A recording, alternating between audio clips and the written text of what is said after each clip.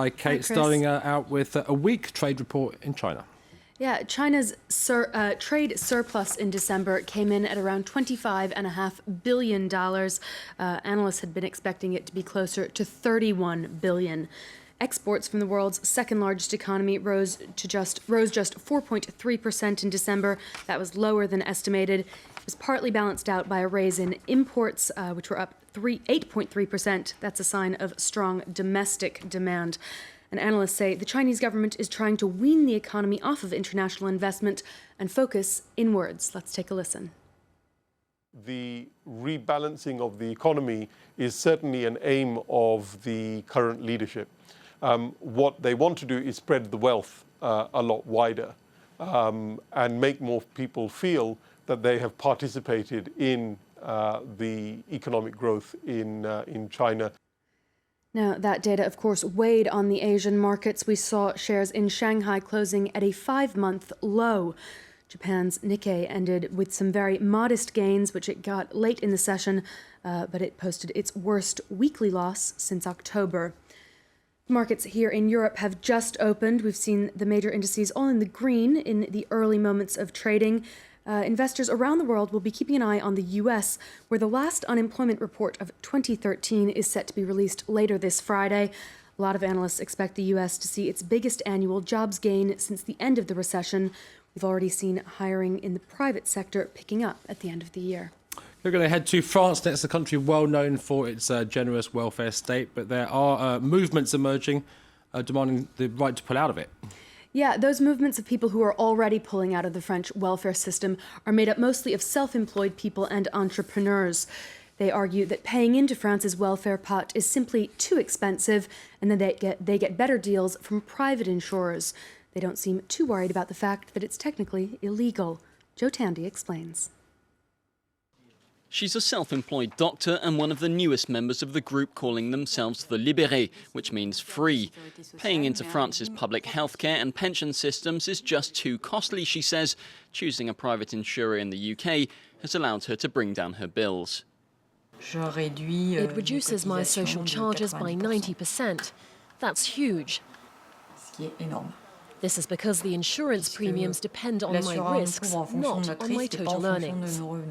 No official statistics exist for the number of people who've left France's welfare system, but online a host of websites offer advice on how to take the plunge. For a year now, this IT consultant hasn't paid any social charges. He says he saved some €25,000. But there's a catch. In France, dropping out of the welfare system is illegal.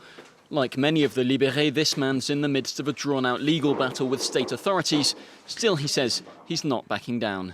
In the same way that I'm free to choose my own car insurance or home insurance, I should be free to choose the most important kind of insurance, my health insurance. Many of the Libérés group have sought counsel from retired dentist Claude Reichmann. He dropped out of the welfare system 2 decades ago and describes himself as the leader of an ideological struggle for freedom. I'm convinced that the social security system is a very bad thing for France because it's destroying our economy and people's mindsets. Reichmann argues leaving the social security system is today allowed, yet the statute books leave little room for doubt. In both French and European law, abandoning the welfare state is strictly forbidden. OK, Kate, time for a look at some of the other business stories around today, starting with the latest episode in that long-running patent dispute between Apple and Samsung. The companies have agreed to meet with a mediator ahead of their next court date, which is due to take place in California this March.